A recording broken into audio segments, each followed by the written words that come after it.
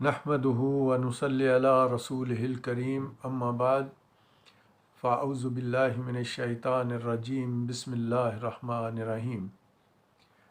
मेरे अज़ीज़ नाज़रीन, आज फिर वही हमारा मौजू जो है इस्लामी माशी और माशरती निज़ाम का हमने कंटिन्यू किया था। जो दीनी मदारस हैं उनके बारे में कि उनके असातिज़ा को और जो वहाँ पे तालब इल्म दीन सीखते होंगे उनको क्या क्या सहूलियात जो हैं वो दी जाएंगी। तो इस सिलसिले में उस दिन मैंने यहाँ तक बात की थी कि जितने भी तालब इल्म दीन सीखेंगे इंशाअल्लाह बिइज़्निल्लाह उन तमाम तालब इल्मों को हर किस्म की जो उनकी ज़रूरियात है उसको पूरा किया जाएगा। ये सबसे अहम और सबसे ज़रूरी है। उनको वजीफ़े भी दिए जाएंगे, यानी वजीफ़े से मतलब है उनको वो जेब खर्च दिए जाएंगे ताकि वो किसी के मुंह की तरफ न देखें। एक आज़ाद तरीके से वो दीन इस्लाम को पढ़ें और दीन इस्लाम की जो ओरिजिनल तालीमात हैं वही उलमा इकराम से गुजारिश की जाएगी कि सिर्फ़ तालिब इल्मों को वही पढ़ाई जाए। फ़िरका परस्ती का जो प्रचार है उसको ना किया जाए, जो सही दीन है उसकी तालीम दी जाए। और फिर इसके बाद ये है कि हिफ़्ज़ करने के बाद उसके साथ साथ जो है ना वो उसका तर्जमा उर्दू में वो इंतहाई ज़रूरी है। वो इंशाअल्लाह ताला तमाम तालिब इल्मों को सिखाया जाएगा। किसी भी उस्ताद को जो तालिब इल्म है, ये जो दीन के तालिब इल्म है, किसी उस्ताद को उन पर तशद्दुद करने की कतई इजाज़त नहीं होगी। जितने भी असातिज़ा इकराम हैं वो तमाम के तमाम जो हैं उनको बाइज़्ज़त तरीके से नौकरियां दी जाएंगी, यानी ये वो सरकारी मुलाज़िम होंगे। जिस तरह दूसरे गवर्नमेंट के डिपार्टमेंट हैं इसी तरह वो वज़ारा औक़ाफ़ के मुलाज़मीन होंगे और किसी किस्म की कोई परेशानी इंशाअल्लाह बिइज़्निल्लाह उनको भी नहीं होगी।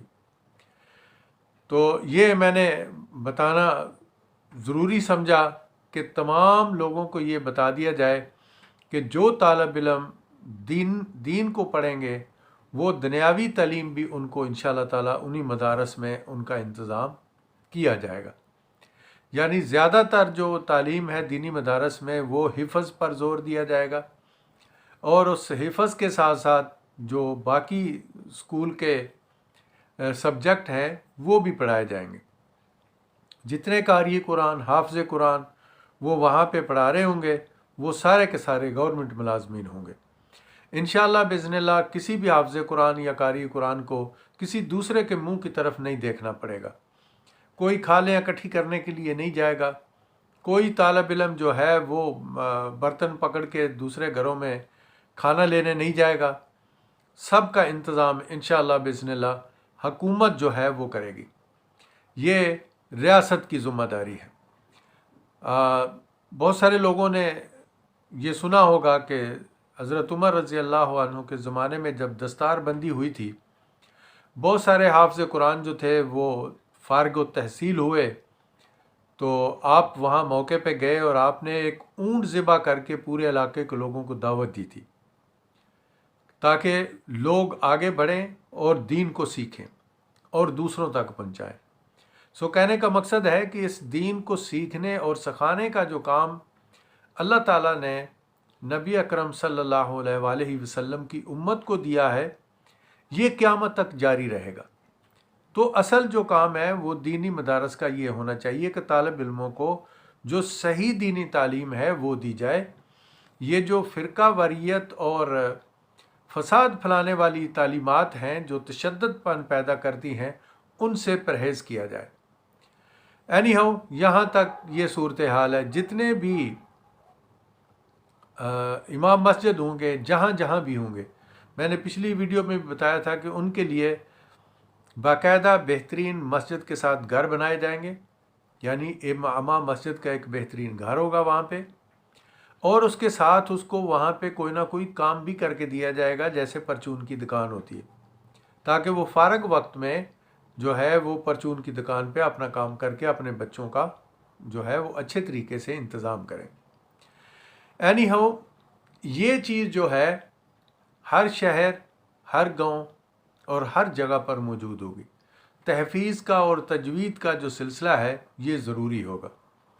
اب اس کے ساتھ ساتھ آتے ہیں جو دنیاوی تعلیم ہے، اس کا طریقہ کار کیا ہے کہ ہر بچی اور بچہ جو ہے وہ تعلیم حاصل کرے گا۔ 4 سے 4.5 سال سے بچے کو اسکول میں، نرسری میں داخل کرا دیا جائے گا، پرائمری اسکول میں، اور جو والدین اپنے بیٹی یا بیٹے کو اسکول نہیں بھیجیں گے ان کے خلاف ریاست ایکشن لے گی۔ یعنی انشاءاللہ باذن اللہ تعلیم جو ہے وہ 100% ملک میں ہوگی اس اسلامی معاشی اور معاشرتی نظام کے تحت۔ تمام اسکولوں میں جو اردو زبان ہے وہ ضروری ہوگی اور ہر ایک کو اردو زبان میں پاس ہونا ضروری ہوگا۔ جو اردو زبان کے پیپر میں فیل ہو جائے گا وہ تمام سبجیکٹ میں فیل سمجھا جائے گا۔ ایک یہ ہے اور دوسرا عربی، یہ دونوں سبجیکٹ جو ہیں یہ ضروری ہوں گے، اور جو ان میں سے فیل ہو جائیں گے وہ پورے کا پورا اس کا سال جو ہے وہ ضائع ہو جائے گا، اس کو پورے ایگزام میں، پورے سبجیکٹ میں دوبارہ سے اپیئر ہونا پڑے گا۔ سو اردو زبان کی اہمیت جو ہے وہ اس طرح ہوگی۔ انگلش جو ہے وہ سبجیکٹ ہوگا لیکن وہ لازمی سبجیکٹ نہیں ہوگا۔ انگلش پڑھنا اس لیے ضروری ہے تاکہ دوسرے لوگوں کے ساتھ اچھے طریقے سے کمیونیکیشن کر سکیں اور دوسروں کی کارستانیوں کو بھی جان سکیں، لیکن جو مین ہے وہ ہے اردو زبان۔ اردو زبان ہماری جو ہے وہ نیشنل زبان ہے، ہماری قومی زبان ہے، اس میں سے فیل ہونا اور عربی سبجیکٹ سے فیل ہونا پوری کلاس، پورے سبجیکٹ میں فیل ہونے کے برابر ہوگا۔ سو اردو جو ہے وہ تمام مدارس میں، وہ بھلے مدارس خاص ہوں یعنی پرائیویٹ ہوں یا گورنمنٹ ہوں، سب میں ضروری ہوگی۔ اور جتنے بھی غیر سرکاری اسکول ہوں گے وہ بھی سارے کے سارے ریگولیٹ کیے جائیں گے۔ ان کی فیسوں کا تقرر جو ہے وہ ریاست کرے گی۔ کوئی بندہ اپنی مرضی سے فیسیں نہیں لے گا، اور کوئی دوسرے سبجیکٹ جو ہیں وہ زیادہ سبجیکٹ جو مثلا اردو کو چھوڑ کر یا باقی جو نصاب ہے گورنمنٹ کا اس کو چھوڑ کر کوئی بندہ اپنی مرضی کی کتابیں اسکولوں میں نہیں پڑھائے گا۔ یعنی یہ سارا جو تعلیم کا سلسلہ ہے، دینی اور دنیاوی تعلیم کا سلسلہ، انشاءاللہ باذن اللہ ایک جیسا ہوگا۔ جو اسکول کے اندر اسلامیات اور عربی پڑھائی جائے گی وہ دینی مدارس کے فارغ التحصیل جو طالب علم ہوں گے، حافظ قرآن اور قاری قرآن، وہ باقاعدہ سے جا کے اسکولوں میں ٹیچر ہوں گے جو گورنمنٹ کے اسکول ہیں۔ ایون کہ پرائیویٹ اسکولوں میں ان کی تعیناتی انتہائی ضروری ہوگی۔ تمام پرائیویٹ اسکولوں کے مالکان جو ہیں وہ اس چیز کے پابند ہوں گے کہ وہ جتنے بھی حافظ قرآن اور یہ جو قاری قرآن ہیں ان کو وہاں پہ ملازمت دی جائے گی، اور سرکاری اور غیر سرکاری اسکولوں میں کام کرنے والے تمام اساتذہ جو ہیں، تمام قسم کا اسٹاف جو ہے وہ سرکاری ملازم ہوگا۔ یعنی کہنے کا مقصد ہے کہ ان کو بھی ایک وفاقی گورنمنٹ کا ادارہ ہے جس کو بولتے ہیں EOBI۔ اس ڈپارٹمنٹ میں پرائیویٹ اسکول کا جو مالک ہے وہ اپنے تمام امپلائیز کو لکھوانے کا پابند ہوگا، اور وہاں سے ان کو جیسے گورنمنٹ سے پینشن ملتی ہے اسی طرح EOBI کے ذریعے جو پرائیویٹ اسکولوں میں ٹیچر کام کریں گے، میل اور فیمیل، ان کو وہاں سے بھی پینشن ملے گی۔ سو کہنے کا مقصد ہے کہ تعلیم جو ہے وہ 100% ہوگی اسلامی معاشی اور معاشرتی نظام میں میل اور فیمیل کے لیے، لیکن یہ تعلیم اکٹھی نہیں ہوگی۔ پرائمری اسکول سے ہی یعنی ابتدا سے ہی بچے الگ پڑھیں گے، بچیاں الگ پڑھیں گے۔ ایون پرائیویٹ اسکولوں میں بھی یہی نظام ہوگا۔ تمام بچیاں جو ہیں وہ انشاءاللہ تعالی حجاب میں ہوں گی، اور بہترین لباس جو ہے سلوار قمیص کا وہ ان کو پہننے کی اجازت ہوگی۔ کوئی بچی جو ہے اسکول میں وہ بغیر حجاب کے نہیں جائے گی، اور نہ ہی کوئی ٹیچر بغیر حجاب کے اسکول میں پڑھائے گی۔ تو یہ ہے وہ رولز ریگولیشن جو ہوں گے اسلامی معاشی اور معاشرتی نظام کے۔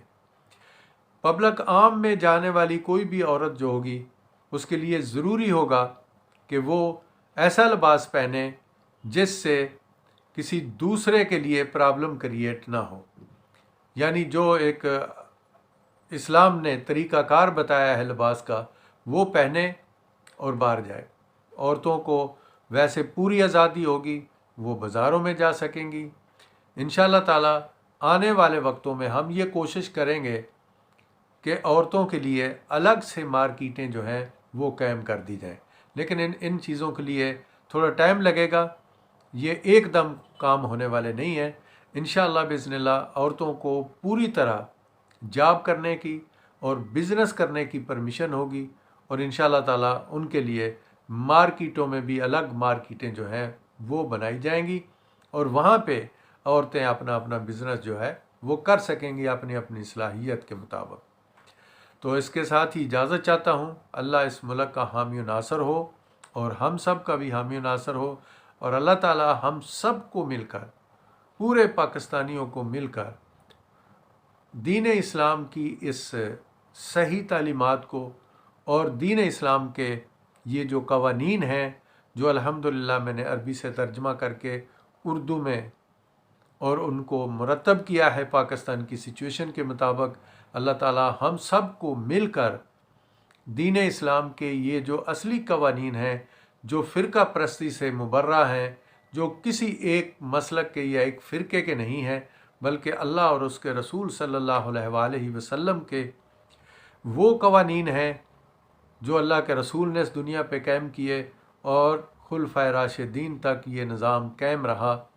انشاءاللہ تعالی باذن اللہ آپ تمام لوگوں کے تعاون سے انشاءاللہ تعالی ملک میں یہ نظام نافذ العمل ہوگا، جس نظام کے نام پر یہ ملک ہم نے حاصل کیا تھا۔ اس کے ساتھ ہی اجازت چاہتا ہوں۔ اللہ حافظ۔